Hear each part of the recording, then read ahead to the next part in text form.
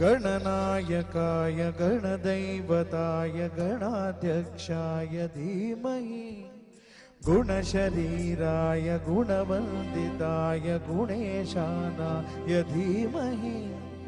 गुणाधीताय गुणाधीशाय गुणप्रविष्टाय धीमहि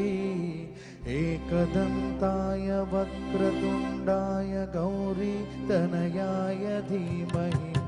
गजेशानाय भालचन्द्राय श्रीगणेशाय धीमहि एकदन्ताय वक्रतुण्डाय गौरीतनयाय धीमहि गजेशानाय भालचन्द्राय श्रीगणेशाय धीमहि